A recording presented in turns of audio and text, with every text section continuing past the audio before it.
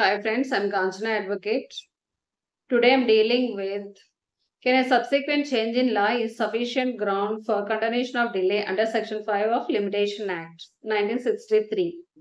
The relevant case law is Delhi Development Authority versus Tezpal and others, 2024 Supreme Court.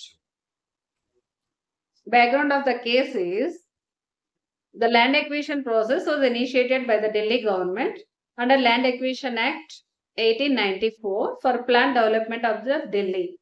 In the years 1957 to 2006, various notifications were issued for acquiring land and awards passed fixing compensation. చాలా notifications అనేవి ఇచ్చింది 1957 to 2006 వరకు. ఇంకా awards కూడా pass చేసింది for compensation. In some cases, compensation amount was deposited in treasury as landowners did not come forward. ఇందులో ఏమైందంటే కొన్ని కేసెస్లో కాంపన్సేషన్ అమౌంట్ అనేది గవర్నమెంట్ ట్రెజరీలో డిపాజిట్ చేశారు. ఎందుకంటే ల్యాండ్ ఓనర్స్ కాంపన్సేషన్ అమౌంట్ తీసుకోవడానికి ముందుకు రాలేదు కాబట్టి. In some other cases position would not be taken by the government entities as landowners challenge the proceedings and obtain stay. కొన్ని కేసెస్లో ఏమైందంటే గవర్నమెంట్ ల్యాండ్ని పొజిషన్ అనేది తీసుకోలేకపోయిందనమాట. ఎందుకంటే ప్రొసీడింగ్స్ని కోర్టులో ఛాలెంజ్ చేసి స్టే ప్రొసీడింగ్స్ తెచ్చుకున్నారు కాబట్టి పొజిషన్ అనేది ఎక్వైర్ చేయలేకపోయింది గవర్నమెంట్. ఇలా ఉండగాను సబ్సిక్వెంట్గా ఏమైందంటే 1984 Act was repealed by 2013 enactment which brought various reforms. In 1894 enactment అనేది రిపీల్ అయిపోయింది. న్యూ ఎనాక్ట్మెంట్ 2013 అనేది వచ్చింది. న్యూ ఎనాక్ట్మెంట్లో వేరియస్ రిఫార్మ్స్ అనేవి వచ్చాయన్నమాట. అందులో మెయిన్ సెక్షన్ ఏంటంటే మనకి section 24 of new enactment provided that land acquisition proceedings initiated by earlier regime would be deemed to have been lapsed in certain cases, including when compensation had not been paid or position has not been taken. మనకి new ఎనాక్ట్మెంట్లో section 24 ప్రకారం ఏంటంటే ఒకవేళ old act ప్రకారం government land acquisition చేసుకున్న తర్వాత compensation ఇవ్వకపోయినా లేకపోతే position తీసుకోకపోయినా సరేను land acquisition proceedings అనేవి ల్యాప్స్ అయిపోతాయని మనకి సెక్షన్ 24లో చెప్తుంది అనమాట. సేమ్ ఇదే విషయాన్ని Indo development authority versus Mohan Lal 5 judge bench కూడా చెప్తుంది అనమాట. ఈ ఇండో డెవలప్మెంట్ అథారిటీ కంటే ముందు వచ్చే జడ్జిమెంట్స్ని Indo development authority supreme court overrule చేసింది అనమాట. అంటే ఇండో డెవలప్మెంట్ అథారిటీ కంటే బిఫోర్ ఉన్న జడ్జిమెంట్స్ ఏంటంటే Pune municipal corporation case, Shri Balaji Nagar residential association case and Shailendra case. ఈ కేసెస్ అన్నీ కూడాను overruled by the supreme court in the case of Indo development authority versus Manohar Lal. ఎందుకంటే ఒకవేళ కాంపన్సేషన్ అమౌంట్ పే చేయకపోయినా సరేను లేకపోతే పొజిషన్ ఒకవేళ గవర్నమెంట్ తీసుకోకపోయినా, అంటే ఇక్కడ ఏంటంటే స్పెసిఫిక్ పీరియడ్ అనేది ఇచ్చిందనమాట 5 years అని. అంటే ఈ ఎనాక్ట్మెంట్ వచ్చేసరికి అంటే ఎన్ఫోర్స్మెంట్లోకి వచ్చేసరికి ప్రీవియస్గా 5 years లోపు ఒకవేళ గవర్నమెంట్ కాంపన్సేషన్ ఇవ్వకపోయినా లేకపోతే పొజిషన్ కూడా తీసుకోపోయినట్లయితే ఆ ప్రొసీడింగ్స్ అన్నీ కూడా ల్యాప్స్ అయిపోతాయని చెప్పిందనమాట యాక్ట్ ప్రకారం. దాన్ని బేస్ చేసుకొని ఇండో డెవలప్మెంట్ అథారిటీ ఏంటంటే అలా ఏమీ లేవు, అవన్నీ కూడా సెక్షన్ 24 ఏం ఫుల్ఫిల్ అవ్వలేదు,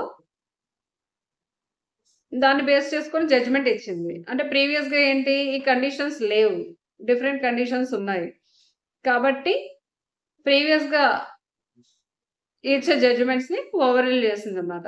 as a consequence of Indo development authorities case, Delhi government entities filed appeals against orders of the Delhi high court which declared acquisition proceedings had lapsed based on Pune Municipal Corporation and Shri Balaji Nagar residential association. అంటే ఈ Indo development authority case రాకముందు Delhi high court ఏం చేసిందంటే Pune municipal corporation and Shri Balaji Nagar residential association cases base చేసుకొని Delhi development అథారిటీకి against గా orders అనేవి pass చేసింది అనమాట ఢిల్లీ హైకోర్టు. దాన్ని ఇప్పుడు ఇండో development authority case Delhi government favourable గా ఉంది కాబట్టి మళ్ళీ వాళ్ళు రీఓపెన్ చేద్దామని చూస్తున్నారు అనమాట.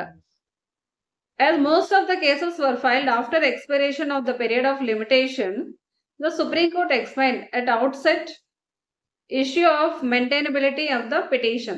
అంటే లిమిటేషన్ పీరియడ్ ల్యాప్స్ అయిపోయిందని చాలా కేసెస్ చెప్పింది అనమాట. ఇలా నెంబర్ ఆఫ్ కేసెస్ అవి సుప్రీం కోర్టుకి వచ్చాయి అనమాట based on condonation of delay period of limitation కోసం అని. Among that one of the case is subsequent change in law brought up about the decision given based on Manohar Lal. అంటే Indo development authority versus Manohar Lal.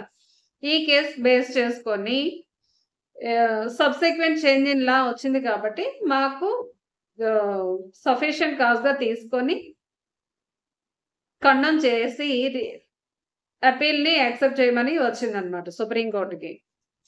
Refusing to accept the same, Supreme Court said that if the subsequent change in law is allowed as a valid ground for condonation of delay, it would open a Pandora's box where all the cases that were subsequently overruled, ఒకవేళ subsequent change in law కానీ condonation of డిలేగా accept చేసినట్లయితే overrule అయితే అన్ని cases కూడా మళ్ళీ reopen అవుతాయి కదా. The cases that had relied on judgment that were subsequently overrule. అంటే ప్రీవియస్ గా ఒక జడ్జ్మెంట్ పాస్ చేస్తే అది ప్రెసిడెంట్ అవుతుంది. దాన్ని బేస్ చేసుకొని సబ్సిక్వెంట్ జడ్జ్మెంట్స్ కూడా వస్తాయి. ఒకవేళ ప్రెసిడెంట్ గా ఉన్న జడ్జ్మెంట్ వాళ్ళు అదే యాక్సెప్ట్ చేసిన ఓవర్ రూల్ అయింది కాబట్టి కండోనేషన్ గా తీసుకొని సఫిషియంట్ కాజ్ గా తీసుకొని మళ్ళీ రీఓపెన్ చేసిన, లేకపోతే ఓవర్ రూల్ అనే జడ్జిమెంట్ బేస్ చేసుకొని కూడా కొన్ని జడ్జిమెంట్స్ అనేవి పాస్ చేయడం జరుగుతాయి. అలా తీసుకున్నా సరేను అప్పుడు ఏమవుద్ది వుడ్ అప్రోచ్ అలా చేసినట్లయితే వాళ్ళు సుప్రీంకోర్టుకి అప్రోచ్ అయినట్లయితే would seek a relief based on new interpretation of law. అలా తీసుకుంటే ఏమవుతుంది there would be no finality to the proceedings. ఒకసారి డెసిషన్ అనేది పాస్ చేసిన తర్వాత మళ్ళీ సబ్సిక్వెంట్ గా న్యూ ఇంటర్ప్రిటేషన్ తీసుకునేటప్పుడు ఆ ఓల్డ్ జడ్జ్మెంట్ ని ఓవర్ రూల్ అయిందని సబ్సిక్వెంట్ గా న్యూ ఇంటర్ప్రిటేషన్ ఇచ్చారని మళ్ళీ వచ్చినట్లయితే ఏమవుతుంది మళ్ళీ క్లోజ్ అయిపోయేవన్నీ కూడా మళ్ళీ రీఓపెన్ అవుతాయి. ఇప్పటికే మనకి బోర్డు పెండింగ్ కేసెస్ ఉన్నాయి, ఇంకాను అసలు ఎవర్ ఎండింగ్ అనేది ఉంటుంది అనమాట. అందుకని no finality to the proceedings and every time this court would be reopen. అలా అయితే ఎప్పటికప్పుడు due to emerging trends in the society బట్టి కూడా ఇంటర్ప్రిటేషన్ మారుతూ ఉంటారు. అలా మారుతాయి.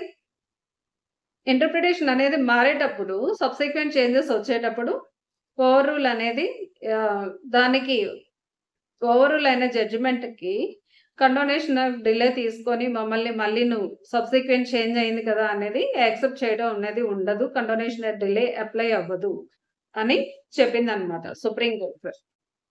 It also opined that subsequent overruling of the judgment cannot be sufficient cause for purpose of Section 5 of Limitation Act because when the case is overruled, only by binding nature of the precedent is taken away. అంటే ఇంకా supreme court ఏం చెప్పిందంటే over rule అయినట్లయితే that cannot be treated as a sufficient cause for purpose of Section 5 of limitation act. దాన్ని అది over rule అయిపోయింది కాబట్టి ఆ పీరియడ్ అంతా కూడా సఫిషియంట్ కాజ్ గా తీసుకొని కండోనేషన్ ఆఫ్ డిలేగా యాక్సెప్ట్ చేయడానికి అది అప్లై అవ్వదు. ఓన్లీ ఓవర్ రూల్ అయిందంటే ఏంటి only it's binding nature of president is taken away. Over rule అయిందంటే దానికి ఉండే బైండింగ్ నేచర్ దాన్ని ఫాలో అవుతాం కదా, దాన్ని తీసేయడం అనేది జరుగుతుంది ఓవర్ రూల్ అయితే. కానీ ఓవర్ రూల్ అయింది కాబట్టి ప్రతి వాళ్ళు వచ్చి మాకు సఫిషియెంట్ కాజ్ గా తీసుకొని సబ్సిక్వెంట్ చేంజ్ ఇన్ లాని సఫిషియెంట్ కాజ్ గా తీసుకొని సెక్షన్ 5 ఆఫ్ లిమిటేషన్ ప్రకారం మళ్ళీ రీఓపెన్ చేయడం అనేది జరగదు, దానికి అప్లై అవ్వదు. Only binding nature only taken away అని చెప్పింది అనమాట. Supreme Court summed up its observation on the point thus: subsequent change in law will not be attracted unless a case is pending before the competent court awaiting its final decision.